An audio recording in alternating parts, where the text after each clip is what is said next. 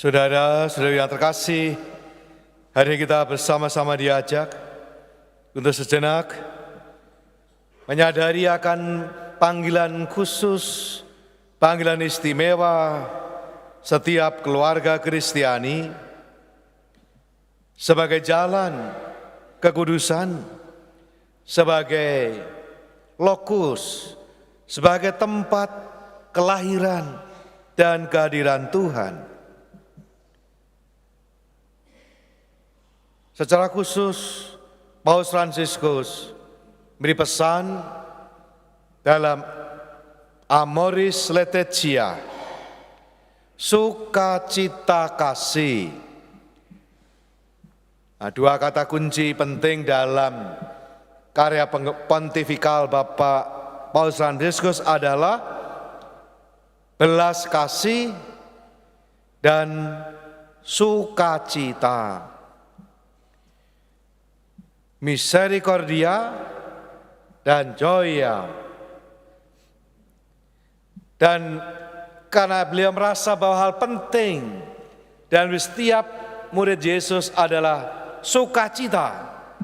Karena kita mewartakan Injil, kabar baik, kabar gembira. Bagaimana mungkin orang mewartakan kabar gembira kalau dia sendiri tidak gembira? Wajahnya tidak menampakkan kegembiraan, hidupnya tidak menampakkan adanya sukacita. Maka dalam Evangelii Gaudium dikatakan, jangan sampai raut muka, wajah-wajah murid-murid Yesus itu wajah orang-orang yang lupa bahagia, lupa tertawa. Mukanya seperti orang pulang dari melayat. Gambarnya menarik ya. Orang pulang melayat semua murung. Semuanya ditekuk mukanya. Nggak ada gembiraan. Maka gembira, sukacita adalah bagian dari ciri dasar murid Yesus. Dan secara khusus dalam panggilan hidup berkeluarga, Paus mengatakan bahwa Amoris Laetitia, judul bukunya, judul pesannya, sukacita kasih.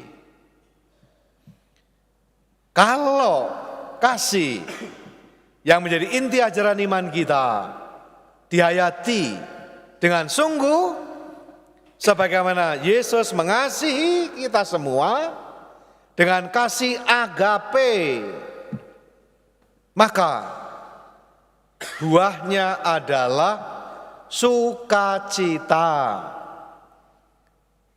Nah, pertanyaannya, Bapak Ibu, saudara sekalian yang memilih panggilan hidup berkeluarga, apakah ada sukacita dalam hidup berkeluarga Anda?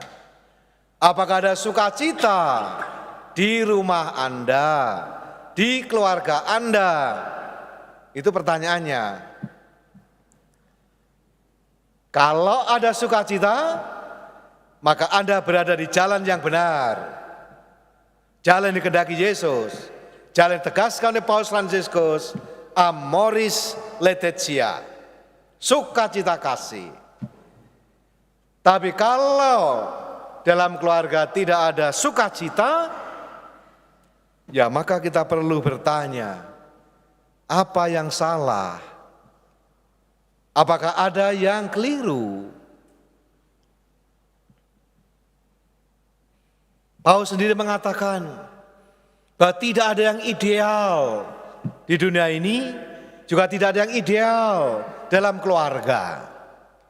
Tidak ada suami yang ideal, tidak ada istri yang ideal, tidak ada orang tua ideal, tidak ada anak-anak yang sempurna, apalagi ya tidak ada mertua yang ideal. Orang mengatakan, wah bahagia nggak punya mertua. Saya bahagia nggak punya mertua ya, jangan lupa. Jadi Nggak ada yang ideal. Dan panggilan berkeluarga bukanlah mencari orang ideal untuk dinikahi. Kalau begitu nggak akan pernah nikah, karena nggak ada yang sempurna. Maka nasihat Santo Paulus tadi, kenakanlah kasih sebagai tali pengikat yang mempersatukan. Tali yang mempersatukan, bukan mencekik, tapi mempersatukan, yang mengikat mempersatukan. Dan menyempurnakan. Menyempurnakan itulah tanda kalau daya kasih Anda satu sama lain dan kasih Tuhan bekerja dalam perkawinan Anda, dalam keluarga Anda, dalam rumah Anda.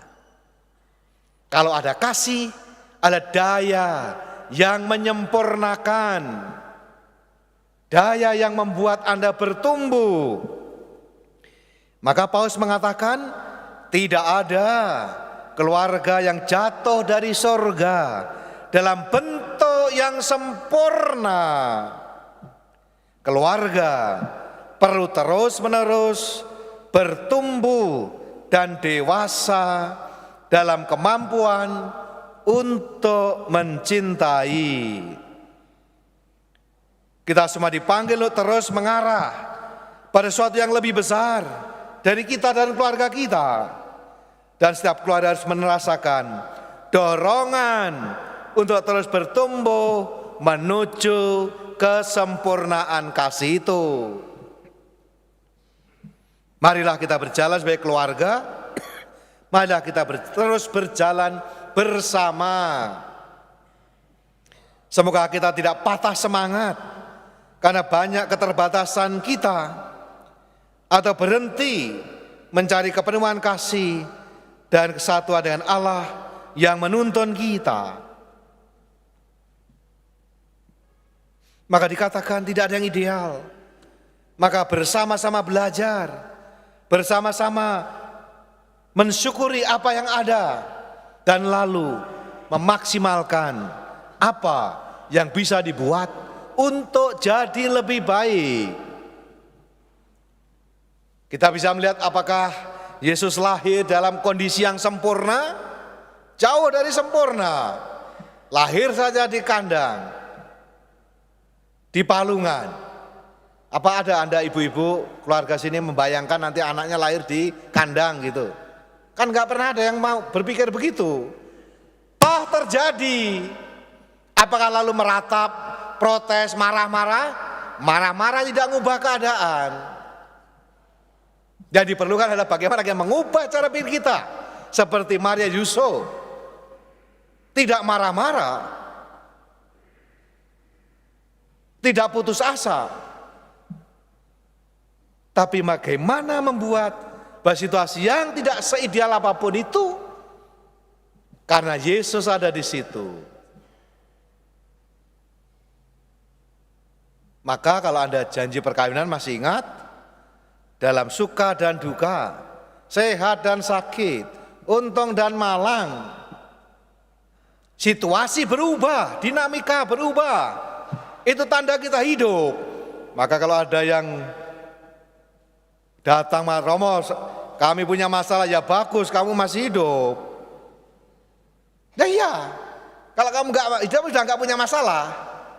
Selagi kita masih hidup, ada masalah, ada tantangan, ada kesulitan. Tapi bagaimananya? Bagaimana menghadapi itu? Dan dari nasihat Santo Paulus mengatakan, menghadapinya bersama-sama dan dalam kasih. Bersama-sama dan dalam kasih. Itulah yang membuat situasi apapun dalam hidup ini tidak membuat kita kecil hati, tidak membuat kita patah semangat, tidak membuat kita menjadi kehilangan harapan. Ini yang membedakan apakah kita mengalami Natal atau sekedar merayakan Natal. Kalau kita sekedar merayakan Natal lalu sebentar lagi Natal selesai ya, aduh Tuhan masalah lagi nih. Berat. Tapi kalau orang punya keyakinan iman akan penyertaan Tuhan dan kesediaan untuk sungguh-sungguh belajar mengasihi, rendah hati, maka kita orang Kristiani, orang Katolik, murid Yesus punya faktor K, yaitu Kristus dan kasih. Maka kalaupun kadangkala hidup kita berat, kalau kita punya Kristus, percaya pada Kristus, percaya pada Allah Sang Immanuel, dan ada kasih, maka yang berat bisa jadi berkat. Nah itulah tanda kalau kita mengalami Natal. Bukan hanya merayakan Natal. Kalau ada kasih Kristus, kalau ada kasih satu sama lain dalam keluarga, yang berat sekalipun bisa menjadi berkat. Itulah nasihat Santo Paulus tadi. Kenakanlah kasih, belas kasih, kemurahan, kerendahan hati, kelemah lembutan, kesabaran, dan kamu saling mengampuni. Di depan sana ada patung Ibu Teresa dari Kalkuta yang mengatakan bahwa kalau mau ngubah dunia, mulailah dari keluargamu, mulailah dari rumahmu. Dan beliau mengatakan juga, Ibu Teresa Kalkuta, kalau kita mau sungguh mengasihi, kita mesti belajar bagaimana mengampuni. If we really want to love, we must learn how to forgive. Karena dikatakan, to err is human, but forgive is divine. Berbuat salah itu kodrat kemanusiaan kita siapapun. Tetapi mengampuni itu kodrat ilahi. Itu tanda bahwa kita telah hidup dalam semangat Yesus, dalam kasih Allah yang tak terbatas, agape. Dan itulah panggilan kita semua sebagai keluarga. Karena itu kita diajak untuk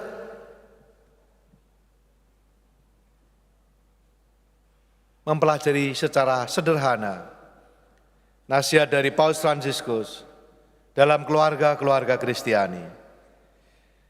Yang pertama tadi dikatakan surat nasihat dari dalam bacaan pertama dari Kitab Putra Sirah. Bagaimana relasi orang tua anak.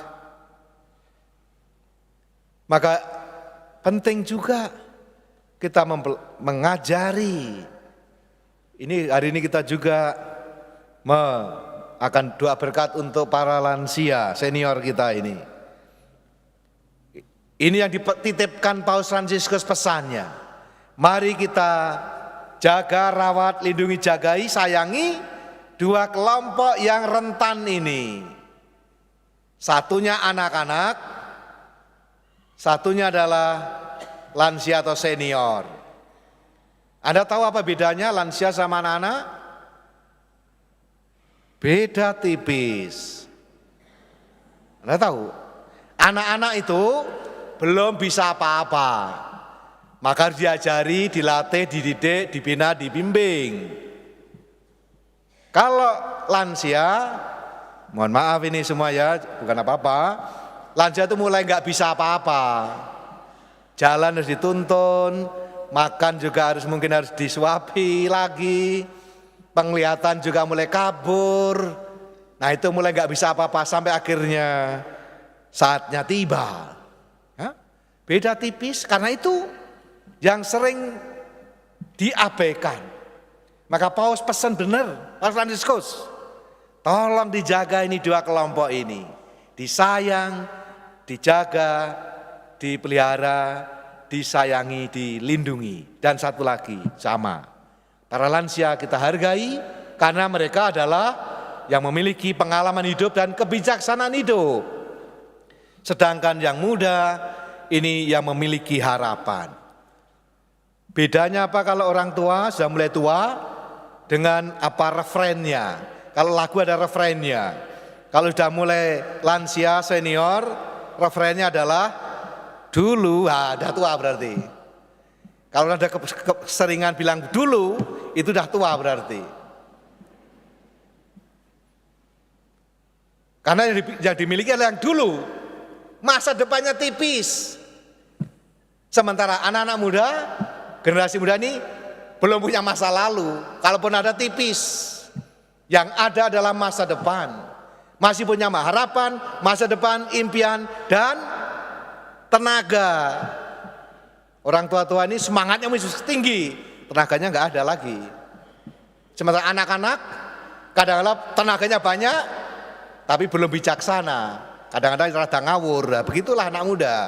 Maka harus didampingi. Kita diajak membangun sebuah persaudaraan. Jangan sampai ada yang dipinggirkan, dibuang. Maka kalau ada orang mengatakan anak kok nggak tahu terima kasih, pertanyaannya orang tua ngajari terima kasih enggak? Kalau enggak diajari ya salah orang tua, bukan salah anaknya juga.